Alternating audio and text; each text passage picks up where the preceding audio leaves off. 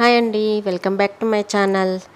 Hand ఎంబ్రాయిడరీలోని ఇప్పుడు Kutch work నేర్పిస్తున్నా కదా. ఆల్రెడీ 3 రకాలుగా కుట్టుకోవడం నేర్పించాను.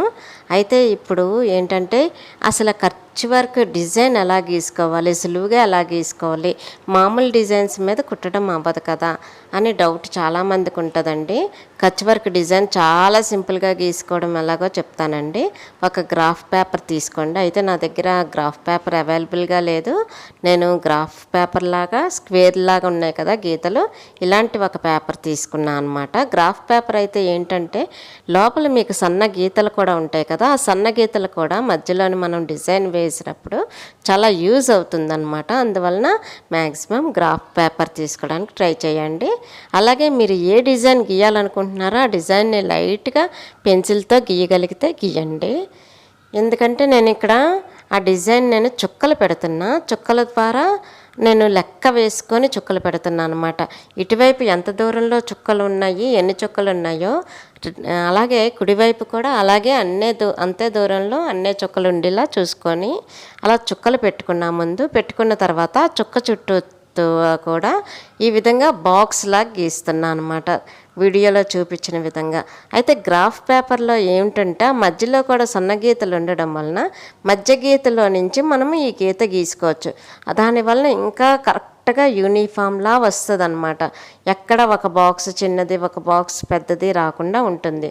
అది గ్రాఫ్ పేపర్ వలన యూజ్ అనమాట. కచ్ వర్క్కి ఖచ్చితంగా మీరు డిజైన్ క్రియేట్ చేయాలి అనుకుంటే మాత్రం ఖచ్చితంగా గ్రాఫ్ పేపర్ తీసుకోండి. మ్యాక్సిమం ఇప్పుడు కచ్ వర్క్కి డిజైన్స్ అన్నది మీకు దొరకకపోవచ్చు, కానీ మీరు సొంతంగా క్రియేట్ చేసుకోవచ్చు. ఆ మధ్య నేను నెమలీలు మంచం మీద అదే బెడ్షీట్కి పెయింటింగ్ వేశాను కదండి, అది అసలు యాక్చువల్గా ఆ నెమలి డిజైన్ అన్నది కచ్ వర్క్కి సంబంధించిందనమాట. దాన్ని నేను పెయింటింగ్ రూపంలో చూపించా.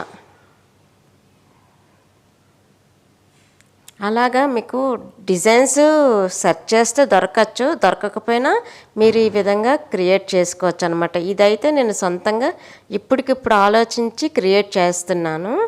ఒక ఇలా హార్ట్ సింబల్ లాగా గీసి దానికి ఇలా డిజైన్ని కచ్ వర్క్ చేయడం కోసం మ్యాచ్ అయ్యేలాగా డిజైన్ చేస్తున్నాను అనమాట. ఇది జాగ్రత్తగా గమనించారంటే ఎంత సులువు అంటే అంత సులువు. అలాగే ఇలాంటి డిజైన్స్ చాలా క్లాస్ లుక్ని తెస్తాయి. మెయిన్ చున్నీస్ ఎడ్జెస్ కుట్టుకోవడానికి, డ్రెస్సెస్కి అన్నిటికీ బాగుంటుంది. శారీస్కి బార్డర్లా కుట్టుకోవడానికి, బుట్టాల్లా కుట్టుకోవడానికి కూడా చాలా బాగుంటుంది. అయితే చాలామంది ఎలా ఆలోచిస్తున్నారంటే కచ్ వర్క్ అనేసరికి చాలా కష్టం అనుకుంటున్నారు. అయితే నేను ఎంబ్రాయిడరీ స్టిచ్చెస్ నేర్పిస్తున్నాను కదా, ఇన్ని స్టిచ్చెస్ నేర్పించానంటే నేను ఎప్పుడు కూడా ఏ స్టిచ్ అయినా ఎప్పటికప్పుడు అయిపోయేవి. రోజుకి 5 స్టిచ్చెస్ నేర్పించేసేదాన్ని. కానీ ఈరోజు నేను ఈ కచ్ వర్క్ మాత్రం ఈరోజు 3వ రోజు అండి కచ్ వర్క్ స్టార్ట్ చేసి. నేను ఎందుకంటే ఇంత నెమ్మదిగా చెప్తున్నాను, చాలా కష్టము కచ్ వర్క్, కానీ అంతే సులువు. మెయిన్ పాయింట్ పట్టుకోగలిగితే అంత సులువు అనమాట. ఈ విధంగా మనం డిజైన్ గీసుకున్న తర్వాత మనం కార్బన్ పేపర్ తీసుకొని క్లాత్ మీద డిజైన్ చేసేసుకోవచ్చు. మరి శారీ మొత్తం డిజైన్ చేయాలనుకున్నారనుకోండి, దానికి ప్రింటింగ్ వేరే ఉంటుంది, మనం ఇంట్లోనే చేసేసుకోవచ్చండి. శారీ మొత్తము ఒక పేపర్ మీద గీసుకొని అది ఎలా చేయాలన్నది నేను ఒక వీడియోలో ఖచ్చితంగా చూపిస్తాను. మనం గబగబా 5 నిమిషాల్లో మొత్తం శారీ మొత్తం డిజైన్ వేసుకోవచ్చు అనమాట. అది కూడా నేర్పిస్తాను. ఈ విధంగా డిజైన్ వేసుకున్న తర్వాత మీరు గమనించారా కచ్ వర్క్ డిజైన్ ఎలాగ నేను క్రియేట్ చేశాను అన్నది చాలా సింపుల్. మీరు అలాగే ఇంకొకటి ఏదైనా ఊహించుకోండి, ఒక డిజైన్ని సెలెక్ట్ చేసుకోండి, దానికి కచ్ వర్క్ డిజైన్ ఎలా అప్లై చేయొచ్చో ఆలోచించండి. ఆలోచించి ఇలాగ గ్రాఫ్ పేపర్ తీసుకొని గ్రాఫ్ పేపర్ మీద డిజైన్ చేసుకోండి.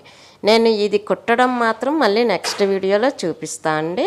ప్రస్తుతానికి నేను ఒక స్టిచ్ చూపిస్తాను, సింపుల్గా ఉండే స్టిచ్ కచ్ వర్క్లోనే. దాన్ని మీరు అసలు ఎక్కడ చూడకుండా ముందు చూసి నేర్చుకోండి.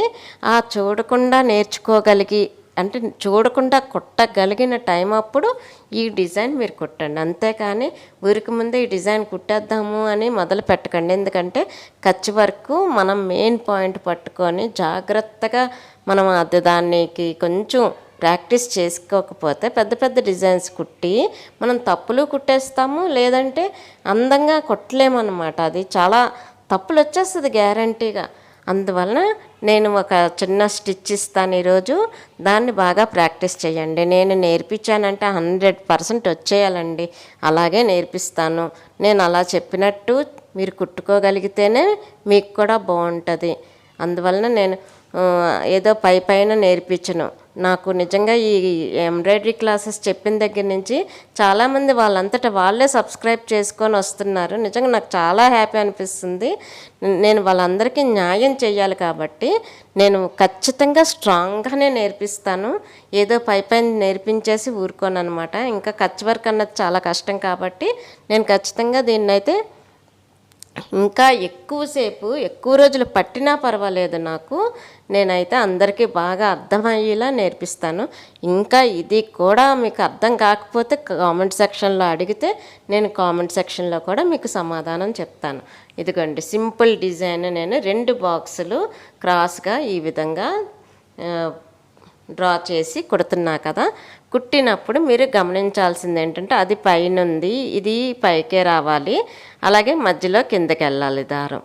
ఓకేనా? తర్వాత ఇది పైకి ఉంది, ఇది కుట్టేసిన తర్వాత చూడండి ఇది ఈ పక్క దారము కిందకు ఉంది అంటే ఇది పైకి రావాలి. పైకి రావాలంటే ఏం చేయాలి? మనం దాని కింద నుంచి దారం తీయాలి. దాని తర్వాత అది ఎక్కడ ఉండాలో చూడండి. మీరు గమనించాల్సిందల్లా మనం ఒక సర్కిల్లో ఇలా కుట్టుకుంటూ వెళ్తున్నాం. మనం దేని తర్వాత ఏది కుడుతున్నామో ఆ దారం చూసుకుంటూ ఉండాలి. ఇదిగోండి ఈ దారంది కుడుతున్నాం, అది ముందుసారి ఎక్కడుంది? కిందకు ఉంది అంటే ఇప్పుడు పైకి రావాలి. పైకి రావాలంటే ఏం చేయాలి? సూదిని మనం దాని కింద నుంచి పైకి తెచ్చామంటే ఆ దారం ఆటోమేటిక్గా పైకి వచ్చేస్తుంది. ఆ పైకి వచ్చేసాక అక్కడ కిందకు ఉంది కాబట్టి మన సూది దారము ఇక్కడ కిందకు ఉండాలి కాబట్టి మధ్యలో పైకి వస్తుంది అన్నమాట. గమనించండి, ఇక్కడ కిందకి వెళ్ళిపోవాలి కాబట్టి మనం దాని పైనుంచి తీసుకెళ్ళిపోతాం. చాలా అంటే చాలా సింపుల్. ముందు మీరు ఈ చిన్న కుట్టు ప్రాక్టీస్ చేయండి ఈరోజు. అప్పుడు రేపు నేను ఆ డిజైన్ మనం క్రియేట్ చేసాం కదా ఈరోజు, ఆ క్రియేట్ చేసిన డిజైన్ని ఎలా కుట్టాలి ఏంటి అన్నది ఒక క్లారిటీ ఇస్తాను అన్నమాట. చూడండి, వేరే దారం తీసి మధ్యలో నుంచి తీసాం కదా, మధ్యలో నుంచి తీసాక ఒక సర్కిల్ కుట్టుకుంటూ వెళ్ళాలి. ఒక పక్క నుంచి కుట్టుకుంటూ వెళ్ళాలండి. అడ్డదిడ్డంగా కొడితే ఇది రాదు. నాకు నా ఛానల్లోని ఎంబ్రాయిడరీ నేర్చుకుంటున్న ప్రతి ఒక్కళ్ళు కూడా కచ్ వర్క్ బాగా నేర్చుకోండి, కుట్టుకోండి. మీరు దేనికైనా కుట్టుకోండి. అందరూ చాలా అబ్బా ఎంత బాగా కుట్టుకున్నావు అంటారు ఖచ్చితంగాను. ఈ బాక్సులు కూడా ఎంతకన్నా కొంచెం చిన్న సైజు బాక్సులు కుట్టుకోండి. గీసుకున్నప్పుడు చిన్న సైజులు గీసుకోండి, ఎందుకంటే ఇంకొంచెం చిన్న సైజు అయితే చూడడానికి చాలా బాగుంటుంది. కరెక్టే చెప్పాలంటే గ్రాఫ్ పేపర్ ఉంటుంది కదా, గ్రాఫ్ పేపర్ మీద గీసుకున్నారనుకోండి ఇంకా కరెక్ట్గా సరిపోతుంది. ఎక్కడ మీకు తేడా అనేదే కనిపించదు. కుట్టు కూడా చాలా అందంగా ఉంటుంది. ఆ సైజు కుట్టు అనుకోండి, గ్రాఫ్ పేపర్లో ఉండే బాక్స్ సైజు కుట్టు అనుకోండి, ఇంకా పర్ఫెక్ట్గా వచ్చేస్తుంది. చూడడానికి కూడా చాలా బాగుంటుంది. నేను ఇప్పుడు మీకు నేర్పించడం వరకే ఇక్కడ నేర్పిస్తున్నానండి. మీరు నేర్చుకోవడం మాత్రం ఖచ్చితంగా గ్రాఫ్ పేపర్ మీద నేర్చుకోండి. అలాగే డిజైన్ క్రియేట్ చేసుకోవాలన్నా ఎప్పుడైనా గ్రాఫ్ పేపర్ మీద డిజైన్ క్రియేట్ చేసుకొని చక్కగా కుట్టుకోండి, చాలా బాగా వస్తుంది. చూసారు కదా, ఒకదాని తర్వాత ఒకటి ఎలాగా అంటే మనం పైకి ఉంటే కిందకి, కిందకు ఉంటే పైకి ఆల్టర్నేట్ పెట్టుకుంటూ రౌండ్ కుట్టుకుంటూ వెళ్ళిపోతే కరెక్ట్గా వచ్చేస్తుంది. మీకు అర్థమైందని అనుకుంటున్నాను. ఇంకా ఏమైనా డౌట్లు ఉంటే కామెంట్ సెక్షన్లో అడగండి. ఇంతవరకు సబ్స్క్రైబ్ చేసుకోకపోతే సబ్స్క్రైబ్ చేసుకోండి. మరో మంచి వీడియోతో మళ్ళీ కలుద్దామండి. ధన్యవాదములండి.